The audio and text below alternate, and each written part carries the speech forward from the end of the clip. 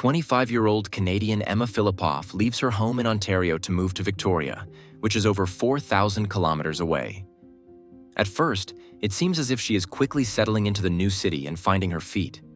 But over time, her behavior becomes increasingly strange. She begs her mother not to come to her under any circumstances and seems very afraid of something or someone. When her mother comes to her anyway, Emma suddenly disappears without a trace.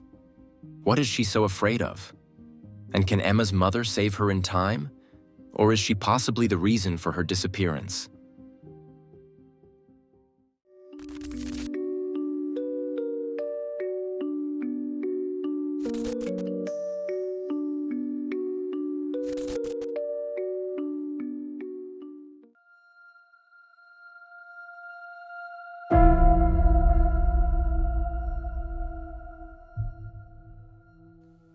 Emma Fillipoff was born on January 6, 1986, and grew up with her brother and parents in the community of Perth in Ontario, Canada. After graduating from high school, she trained as a chef and seems to be very happy with her choice. But over time, Perth became too small for her, and she felt the desire for change and new challenges. Therefore, in the fall of 2011, at the age of 25, she decides to move to Victoria. Shortly thereafter, Emma is separated from her home by over 4,000 kilometers. Emma has no problem settling into Victoria, and in the spring she takes a job at the restaurant Redfish Bluefish.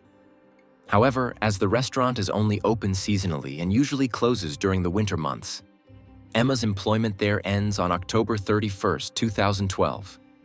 She assures her colleagues that she does not want to leave Victoria anytime soon and that they can count on her again in the spring. But that's not how it turns out.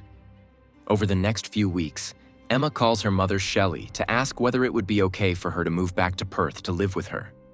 During these calls, Emma repeatedly emphasizes that her mother is not allowed to visit her in Victoria under any circumstances. According to Shelley, Emma's voice sounds completely different on the phone, as if Emma were deliberately disguising her voice or as if she were extremely nervous. At some point, Shelley finds out that her daughter has been living in the Sandy Merriman Women's Shelter for quite some time. When she asks Emma why she is there, she completely blocks out. Shelley is very worried and does not understand why Emma is in the women's shelter. She has never lacked the money for her own apartment. Finally, she suggests that she go to Emma and pick her up. Emma's last words during this phone call are, "I don't know how I can face you anymore." Shelley has no idea why her daughter would say such a thing to her. She has no idea what might have happened to make her daughter not want to see her anymore. On November 21, 2012, Emma calls a tow truck to take her Mazda out of the city to the underground parking garage of the Chateau Victoria Hotel. It is assumed that Emma wanted to leave her car there temporarily because the car did not pass the MOT, and she wanted to move back to Perth. 2 days later, on November 23rd, surveillance cameras recorded Emma entering a shopping center. She behaves very strangely. She enters and exits the shopping center a total of 6 times. She only stays in the shopping center for a few seconds and looks through the door several times, as if she were expecting someone to follow her or as if she were waiting for someone to leave. On November 28th, Shelley arrives in Victoria in the evening. She was so worried that she decided to pick up Emma and take her home. When she arrives at the women's shelter at around 11 p.m., however, she learns that Emma had already left the house at 6 p.m., and nobody knows where she went. Some surveillance footage and witness statements then provide some information. For example, a surveillance camera shows Emma going into a 7-Eleven and buying a prepaid cell phone and a prepaid card worth $200.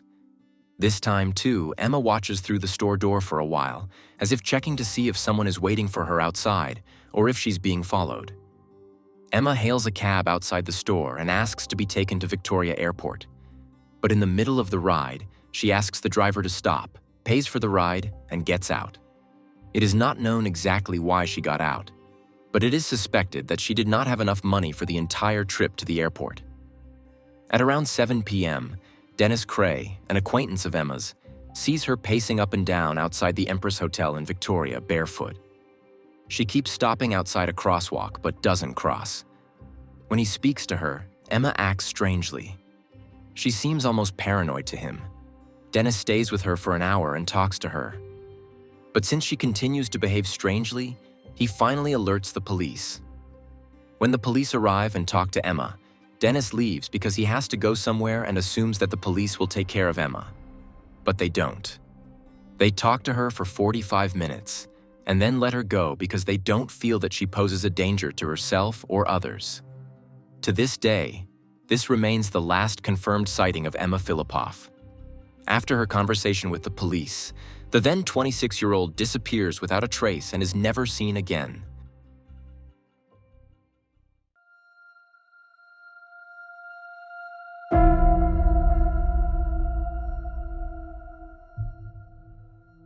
After her disappearance, her mother and some friends intensively searched for Emma.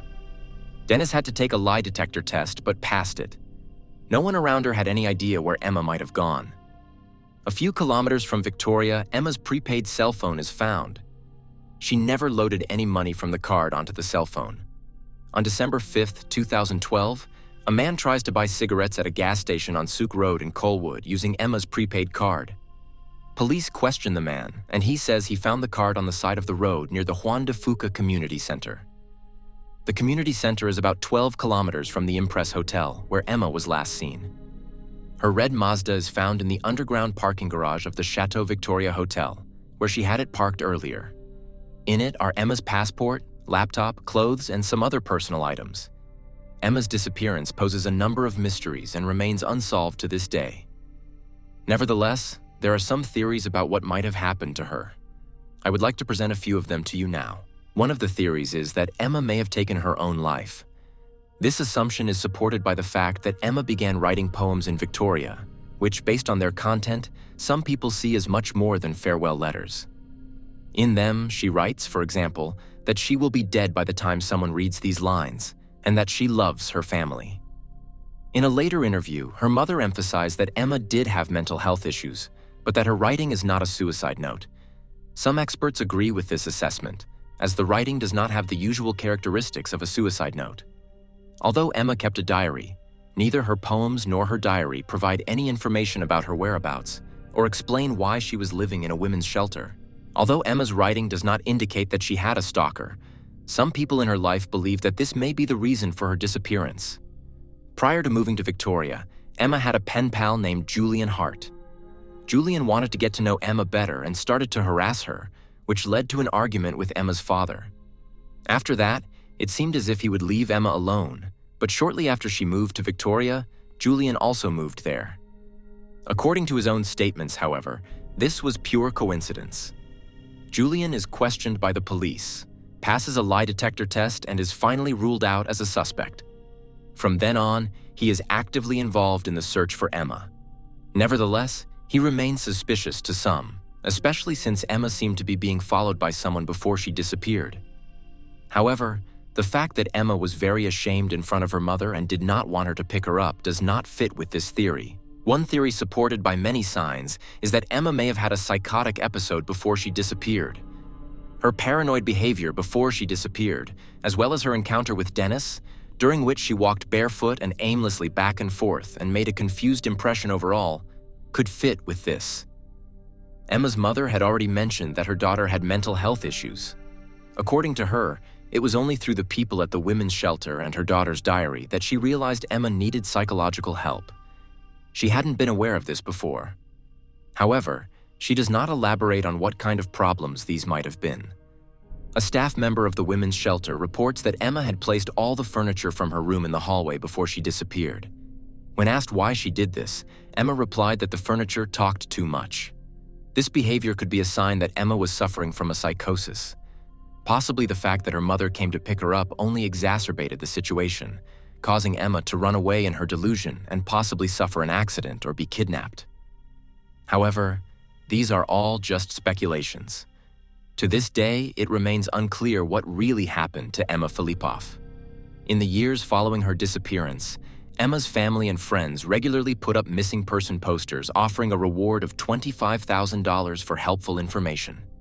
In May 2014, 2 years later, a man entered a store in Vancouver's Gastown neighborhood and tore down one of Emma's missing person posters. He placed it on the store counter and told the clerk that this was not a missing persons case. The woman on the poster was his girlfriend, who no longer wanted to be disturbed. He said to stop looking for her because she had only run away from home because she hated her parents. The man is recorded by a surveillance camera. The shopkeepers report that the man exuded an eerie atmosphere, which is why they immediately called the police. Unfortunately, despite the camera footage, investigators have never been able to locate or identify the man.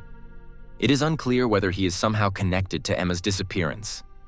However, there is of course also the possibility that Emma actually disappeared voluntarily. It would fit with this that shortly before she disappeared, she wanted to take a taxi to the airport. But that could just as easily mean that she just intended to fly back home. Either way, Emma's passport was found in her car, which tends to suggest that she didn't want to fly at all. Emma's mother, Shelley, still spends a lot of time in Victoria looking for her daughter and drawing attention to her disappearance. In 2015, police discovered cocaine, marijuana, several weapons, and a considerable amount of cash during a search of Shelley's home.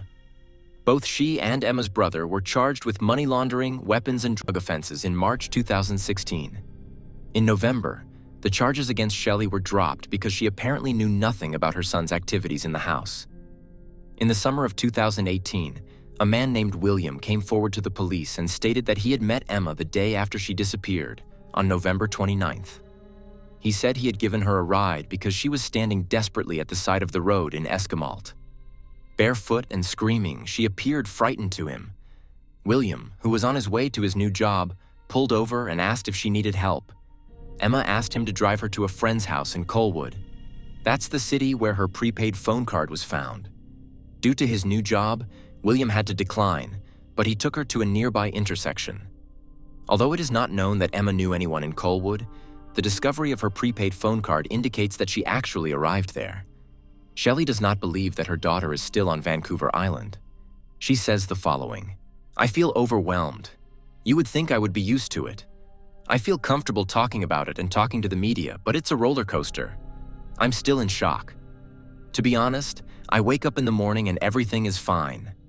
And then it hits me. Things are not good. Things are not right in my life."